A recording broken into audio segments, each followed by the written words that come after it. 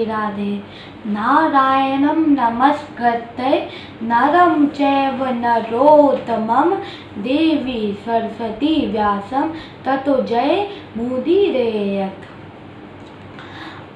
अनंत कोटि ब्रह्मांड नायक परम पिता परमात्मा जी के चरणों में मैं कोटि कोटि प्रणाम करता हूँ। श्री गुरुदेव जी के चरणों में कोटि कोटि प्रणाम करता हूँ। आज मैं आपको अधिक मास के बारे में कुछ बताने जा रहा हूँ कि अधिक मास कैसे पड़ा, अधिक मास में क्या करें क्या ना करें और अधिक मास हम क्यों मनाते हैं। तो इस बार अधिक मास अश्विन के महीने में 18 सितंबर से 16 अक्टूबर को है। तो ये अधिक मास के 3 मुख्य नाम हैं। पहला है अधिक मास, मल मास और पुरुषोत्तम मास। तो पुरुषोत्तम मास, तो ये अधिक मास 12 महीनों से एक अलग ही महीना होता है। अब ये अधिक मास क्यों पड़ा? तो ज्योतिष शास्त्र के अनुसार सूर्य वर्ष के 364 दिन और चंद्र वर्ष के 354 दिन, तो इन दोनों दिनों में 11 दिन का फर्क पड़ता है। तो पहले साल के 11 दिन, फिर दूसरे साल के 11 दिन, फिर 22 दिन हो जाते हैं। जो ये तीसरे साल के 11 दिन होते हैं, ये किसी भी महीनों में पढ़ के एक पूरा महीना बन जाता है। उसी महीने को हम अधिक मास कहते हैं। तो अधिक मास हम क्यों मनाते हैं? तो दीदी जी के 2 पुत्र थे, हिरण्यकश्यप और हिरण्यकशिपु। तो हिरण्यकश्यप का तो भगवान ने बड़ा रूप में वध कर दिया। हिरण्यकशिपु ने जब सुना कि मेरे भाई का भगवान ने वध कर दिया है तो उसे गुस्सा आया, मगर उसने सोचा अभी लड़ने का वक्त नहीं है। फिर वो मंदराचल की गुफा में गया और वहाँ पे बहुत बड़ी तपस्या की। तो अब तपस्या बहुत बड़ी कर रहा था। जब तपस्या खत्म हुई तो ब्रह्मा जी वरदान देने प्रकट हुए और ब्रह्मा जी ने कहा बताओ तुम्हें क्या चाहिए। तो हिरण्यकशिपु ने कहा मुझे अमर बना दो। तो ब्रह्मा जी ने कहा ऐसे कैसे मैं तुम्हें अमर बना सकता हूँ, मैं खुद अमर नहीं हूँ, तुम अमर होने की बात कर रहे हो। तो ब्रह्मा जी ने कहा तुम दूसरा कोई वरदान मांगो। तो हिरण्यकशिपु ने चालाकी करी और कहा ना मैं आकाश में मरूं, ना मैं धरती में मरूं, ना मैं बाहर में मरूं, ना मैं अंदर में मरूं, ना मैं किसी वर या इंसान मनुष्य से मरूं, ना मैं किसी पशु से मरूं, ना मैं 12 महीनों में से किसी महीने में ना मरूं, ना मैं अस्त्र से मरूं, ना मैं शस्त्र से मरूं, और मैं आपकी सृष्टि से ही ना मरूं। तो ब्रह्मा जी ने हिरण्यकशिपु को ये वरदान दे दिया। हिरण्यकशिपु सोच रहा था कि मेरे से ज़्यादा तो अब कोई विद्वान होगा ही नहीं, मैंने ब्रह्मा जी को भी ठग लिया, मगर भगवान से ज़्यादा कौन विद्वान हो सकता है, कौन बुद्धिमान हो सकता है। तो भगवान ने भी भगवान के बहुत बड़े भक्त को उनके घर में जन्म करा दिया। अब और वो कौन थे? हमारे प्रहलाद जी। प्रहलाद जी तो भगवान के बहुत बड़े भक्त थे। उनने भगवान के दिन रात वो तो गुण गाते थे, के भजन करते थे।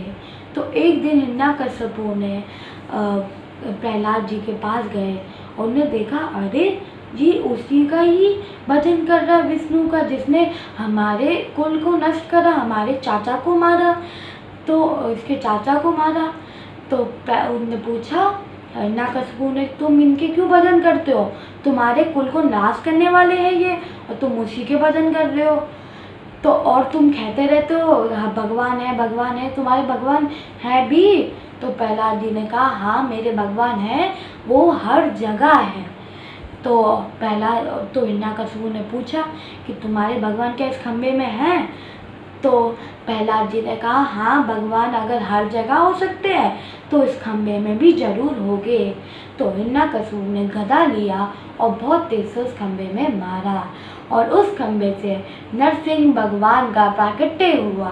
तो बोलो नरसिंह भगवान की जय। तो नरसिंह भगवान और हिरण्यकशिपु में युद्ध होने लगा। तो नरसिंह भगवान ने हिरण्यकशिपु को पकड़ा, अपनी जांघ में लेटा लिया और उसको पूरा वही वरदान याद दिलाने लगे और उससे प्रश्न पूछने लगे कि तूने बोला था कि हम ना मैं आकाश में मरूं ना मैं धरती में मरूं, देख हम तो बीच में हैं। और तूने ये भी कहा था कि ना मैं बाहर मरूं ना मैं अंदर मरूं, बता हम कहाँ हैं अभी, हम तो दहलीज में हैं।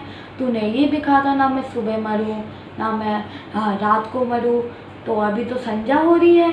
और तूने ये भी कहा था कि 12 महीनों से मैं कभी ना मरूं, तो अभी तो अधिक मास का भी महीना चल रहा है। और ये मेरे नाखून क्या अस्त्र है शस्त्र है? तुमने घबरा के बोला तो दोनों में से कुछ नहीं है। और अभी मैं कौन हूँ? अभी मैं नर हूँ या कोई पशु हूँ? मैं कौन हूँ अभी? तो उन्होंने पूछा तुम आप तो कोई दोनों में से नहीं हो। तो अब फिर नरसिंह भगवान ने हिरण्यकशिपु का वध कर दिया।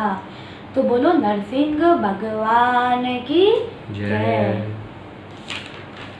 तो एक दिन मल मास जो अधिक मास है वो एक बार विष्णु भगवान के पास गया और कहा उसने कि आपने मुझे मनाया है क्या? तो विष्णु भगवान ने कहा हाँ मैंने मनाया। आपने तो हर महीने की देवता दिए मगर मेरे महीने का क्यों देवता नहीं है? मेरे कोई महीने का देवता नहीं है, इसलिए मुझे सब मलमास बुलाते हैं और कोई मुझे स्वीकार भी नहीं करता है। तो मैं अब क्या करूं? तो विष्णु भगवान ने कहा कि मैं अब से अपना नाम तुम्हें देता हूँ। और भगवान का नाम क्या था? पुरुषोत्तम मास। तो अमल मास का नाम पुरुषोत्तम मास पड़ गया। तो ये महीना जो होता है ये भगवान की आराधना के लिए होता है। कैसे? पहले तो भगवान ने अधिक मास को हिरण्यकशिपु का वध करने के लिए मनाया और भगवान का नाम भी इस महीने में है। तो अब ये मास तो भगवान की आराधना के लिए ही होगा। तो इस मास में हमें भगवान की पूजा करनी चाहिए, आराधना करनी चाहिए। अब वो कैसे करनी चाहिए, अब इस मास में क्या करें और क्या ना करें? तो इस मास में हमें दीप दान करना चाहिए, वस्त्र दान करना चाहिए, ग्रंथ दान करना चाहिए, भागवत कथा सुननी और सुनानी चाहिए। ये 4 मुख्य चीज़ तो हमें करनी ही चाहिए। और भी चीज़ कर सकते हैं हम, जैसे मंत्र का जाप, वो भी कोई नियम बांध के कि आज हमने करा कल नहीं करा, ऐसे नहीं। आपको ऐसे 11 मंत्र का जाप रोज करो, ऐसा कोई नियम बांध के करो। तो अब नित्य की पूजा करनी चाहिए, वो भी विशेष वाली। अब रुद्र अभिषेक और भगवान के जो भी सारे उत्सव आते हैं सारे महीनों में, वो इस महीने में आप मना सकते हो। और क्या ना करें? कोई भी मांगलिक कार्य ना करें, जैसे गृह प्रवेश, भूमि पूजन, लगन सगाई, नौ बधू का प्रवेश और जनेऊ मुंडन संस्कार। और ना शराब और मांस भक्षण बिल्कुल भी ना करें। तो बोलो जय जय श्री राधे। तो हर महीने में इस महीने में दान का बहुत महत्व है। इस महीने में हमें ज़रूर दान करना चाहिए। अब क्यों दान करना चाहिए उसके पीछे मैं आपको एक कथा सुनाने जा रहा हूँ। राजा बलि जी का पूर्ण चरित्र जो स्कंद पुराण में लिखा है। अगर राजा बलि जी अपने पूर्व जन्म में 1 नंबर के जुआरी थे, उनको जुआ खेलने की लत लग गई थी। तो वो जितने भी उनके पास धन दौलत थी उनने पूरा जुआ में उसे उड़ा दिया। जब तक धन दौलत थी उनने खूब जुआ खेला, मगर जैसे धन दौलत चली गई तो उनने एक ब्राह्मण के घर डाका डाला। तो अब ब्राह्मण के घर में किसी को सोना चांदी या धन दौलत तो मिलेगी नहीं। ब्राह्मण के घर में उन्हें 4 चीज़ें मिली, आसन, कमंडल, पादुका और छतरी। तो अब ये 4 चीज़ मिली, उसे भी उन्हें जुआ में लगा दिया।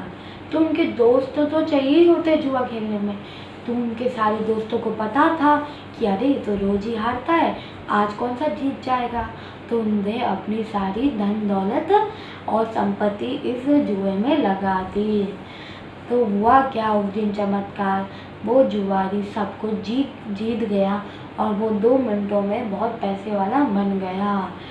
तो अगर पैसा आता है तो 3 चीज़ आती है, पहली ताली, फिर थाली, फिर प्याली। तो ताली मतलब कि लोग उससे झूठी बढ़ाई करेंगे कुछ ना कुछ पाने के लिए, आपने तो वो करा, आपका खानदान महान था, वो सब। अब थाली मतलब खाना, तो अगर उसका घर में भी खाने का मन होगा तो उसके जो दोस्त बोलेंगे अरे इन पैसों का करोगे क्या मरने के बाद, तो वो बाहर का खाते हैं रोज। तो अब बाहर का खाते हैं तो वो शराब भी पीने लग जाते हैं, शराब पीने लग जाते हैं तो वैश्याओं के साथ संबंध बन जाता है। तो एक दिन वैश्या ने जुआरी से कहा कि मुझे एक पान का बीड़ा और गजरा लाके दो। तो अब जुआरी भी मान गया क्योंकि वो बहुत शराब के नशे में था। तो जुआरी भी जब वो गजरा और पान का बीड़ा लेके आ रहा था तो वो बेहोश हो गया, क्योंकि अब वो शराब का नशा और नहीं झेल पाया। तो उसके बाद जब वो उठा तो उसने देखा उसके सामने शिव जी का मंदिर है। तो उस शिव जी के मंदिर में वो शिव जी से उल्ट सल्ट बोलने लगा कि तुमने ही मुझे गिराया है, तुम्हारी इस गजरे में नज़र थी ना, और तुम्हें गजरा चाहिए था, मुझसे पैसे मांग लेते, मेरे पास कोई पैसों की कमी कहाँ है। तो तुझे इस गजरा चाहिए था ना, तूने इसलिए मुझे गिराया, तो ले ये गजरा। उन्हें फेंक दिया तो वो गजरा शिव जी को चढ़ गया। तो शिव जी भी हमारे भोले थे, तो उन्होंने भी वो गजरा स्वीकार लिया। तो थोड़े दिनों बाद उसकी जुआरी की मृत्यु हो गई। तो वो यमलोक पहुँचे। तो यमलोक में यमराज जी ने कहा चित्रगुप्त इसका खाता देखो।